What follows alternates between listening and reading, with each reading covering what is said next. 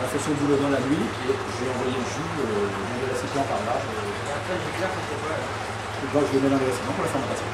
Direct. Ouais, ah bah oui. Presque. Alors après tu ajoutes des levures ou tu n'en ajoutes pas. Tu le fais toi? Moi je ne le fais pas. Je n'ajoute pas de levure. C'est pour la Les levures, c'est ce accélérer. qui fait la fermentation. Donc normalement tu en as sur le raisin. Naturellement tu en as sur le raisin. Donc c'est un petit peu plus long à partir. C'est ce qu'on appelle les levures indigènes. C'est la levure du raisin, la levure du lieu. Les levures sont différentes selon le lieu, selon le raisin.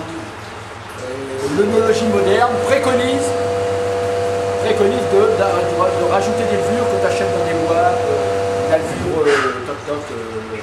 Mais quelque part, moi je fais partie des gens qui ne le font pas parce que je considère qu'on va vers la standardisation. Et tout le monde achète les mêmes levures et tu te retrouves avec les mêmes goûts, les mêmes parfums. Ça c'est dommage. Ah ouais. Alors, on fait du vin depuis des millénaires. Hein, les Romains en faisaient. Enfin, donc, le jus de raisin a toujours fermenté. Le jus de raisin fermente alors. C'est vite par souci de temps. Pas de temps de. Comment dire c'est les œnologues modernes considèrent que la levure indigène est pas si bien que ça en fait. Peut amener à des déviances organoleptiques, à faire des choses indésirables. Est-ce que c'est vraiment la levure qui fait le goût du vin? Qui fait Le goût du vin? Ah ben oui, sur un cépage donné, oui, si tu pars d'un raisin donné, alors après non, t'as pas que la levure, t'as le terroir, c'est tout ça bien sûr. Justement, moi je considère que la levure fait partie du terroir, fait partie du lieu où le raisin est cultivé. Si tu cultives un raisin sur un lieu donné, comme ici, voilà, l'appellation du Vouvray, ici, machin, et tu vas acheter des levures qui sont sélectionnées sur du raisin qui vient de perpétuellement. Oui, d'accord. Il y a quelque chose qui... Tu déséquilibres. Voilà, la notion d'origine, on est attaché, on est contrôlé, machin, la notion d'origine, et en fait on va chercher quelque chose de l'extérieur.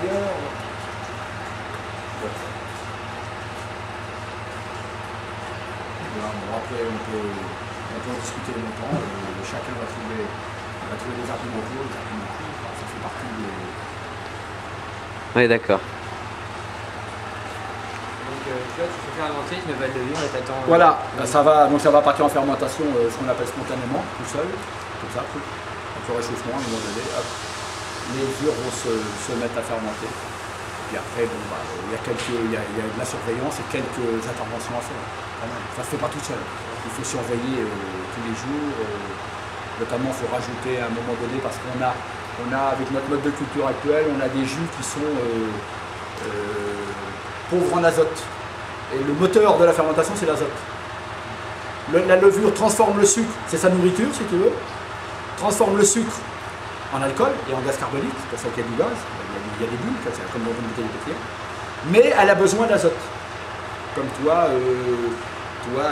tu manges des glucides, mais tu as besoin de vitamines à côté, tu as besoin de calcium, tu as besoin, si tu manquais quelque chose, donc il faut rajouter, Ah. Je croyais qu'on peut dire. On fertilise moins les vignes qu'on les fertilisait, on a de l'enherbement, on a de l'herbe dans les vignes, tout ça, ça pompe l'azote du sol, et on a des jus de raisin qui sont un peu pauvres en azote. Donc, à un moment, au départ, la levure consomme, je vais dire 85-90% de l'azote dans les premières 24 heures. Donc t'en mets au début? Hein, T'en mets au début? voilà. Dès le début de la fermentation, on rajoute un peu d'azote. Et après, quand la densité, on contrôle la densité, c'est-à-dire que le sucre est transformé, la densité descend aussi. Là, on a des jus qui font 12-12,5 potentiel. Je suis sur des densités de 1088, 1085, 1090. Donc à moins 30 points, je rajoute 10 grammes. Voilà. Normalement, après, ça va bien se passer.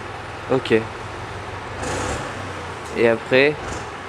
Après, faut se débrouiller pour que la fermentation aille jusqu'où tu veux l'emmener. Si c'est pour faire du sec, ou du pétillant, par exemple du vin de base qui va être destiné à être mis en bouteille champagnée, tu veux pas obligatoirement qu'il reste du sucre, donc tu t'arranges pour que la fermentation aille au bout, transforme tout le sucre. Si c'est pour faire des demi-secs ou des moelleux, tu contrôles pour que, bon, il y a déjà plus de sucre au départ, hein, c'est des jus plus riches en sucre, et tu contrôles pour qu'à un moment donné, ta terre vient, tu refroidis, pour garder du sucre dans le vin. Oui, d'accord. Pour quand tu arrives au but que tu t'es fixé. Et t'arrives à influer sur la température? T'as des frigos? On chauffe en refroidi, oui, bien sûr. Tout à fait. Ah oui, oui, oui. Tout à fait. Et à un moment donné, surtout en levure indigène, comme je fais, c'est long à fermenter. C'est plus long à fermenter, c'est pas des bêtes de course comme les levures que tu achètes dans des boîtes. Ça fermente plus. Ouais, à un moment donné, ça ralentit fortement. Donc je chauffe beaucoup, je chauffe tous les fûts, un par un, avec des résistances et des thermostats. Ah ouais. À 20 degrés, température idéale du vin blanc, 20 degrés.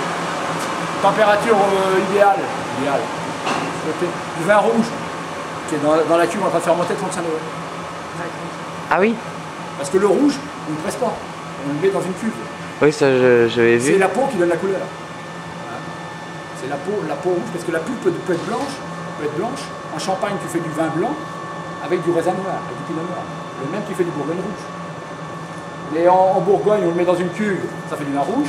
En Champagne, ils vendangent comme nous là, ils le pressent, ça fait du champagne blanc. Parce que la pulpe est blanche. Et on extrait le jus tout de suite. Oui, d'accord.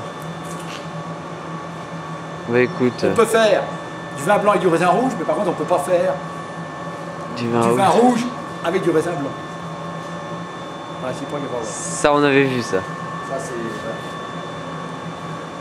Voilà. Donc voilà, on conduit la fermentation comme on le souhaite pour obtenir le produit souhaité. Alors, ça dure un mois, 2 mois, selon ses techniques, selon ses façons. Et puis au bout, quand c'est fini de fermenter, on soutire, c'est-à-dire qu'on enlève. Il y a une création, la fermentation a créé de la lie. Les levures créent un dépôt. Donc quand on arrive au produit final souhaité, on soutire, c'est-à-dire qu'on enlève le jus de sur ses lits et on le met dans un récipient. Et ça, on fait ça 2-3 fois au cours de l'hiver pour arriver au printemps avec un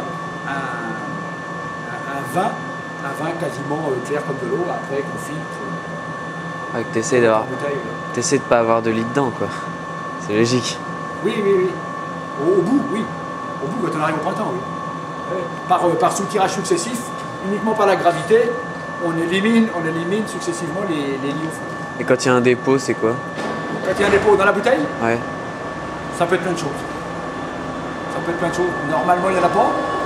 Après tu as des gens qui peuvent t'annoncer clairement qu'ils ne filtrent pas leur vin avant la mise en bouteille, ils ont le droit. Donc là, il peut y avoir un dépôt. Ça, c'est un peu une mouvance actuellement. Les vins un peu plus naturels, entre guillemets. Après, tu peux avoir des dépôts qui se forment, des dépôts cristallins. Les dépôts cristallins, ça, c'est un acide naturel du raisin qui est l'acide tartrique qui passe d'acide en bas, si tu veux. Ouais. Il se transforme en sel. Donc, d'où instable, c'est instable dans le vin. Donc, boum, il se transforme en sel et tu as des cristaux des fois au fond des bouteilles. Donc, c'est pas une tare, c'est simplement pas joli des fois pour le consommateur. C'est comme la pomme pas belle, un peu tablée sur l'étal. Des fois, elle est meilleure que la pomme. Standardisée qui a été traitée 15 fois, mais des fois la ménagère et le consommateur il veut qu'il n'y ait rien dans sa bouteille. Il peut y avoir comme ça des dépôts, après il y a des dépôts qui sont dus à des accidents plus graves. Là, mais normalement c'est rare. Mais c'est un milieu vivant, donc il peut arriver plein de choses. Il y a des micro-organismes, des bactéries, il peut arriver plein de choses. C'est pas stérilisé. C'est moins aléatoire que maintenant qu'avant. Ah oui, bien sûr. Oui. Parce qu'ils pouvaient pas chauffer, refroidir. Oui. Ils n'avaient pas les connaissances qu'on a aujourd'hui. Ils faisaient ça de façon complètement empirique. Donc ils faisaient, mais ils ne savaient pas pourquoi ils le faisaient, ils ne savaient pas ce qu'ils faisaient. Enfin, maintenant, on essaie de prévenir parce que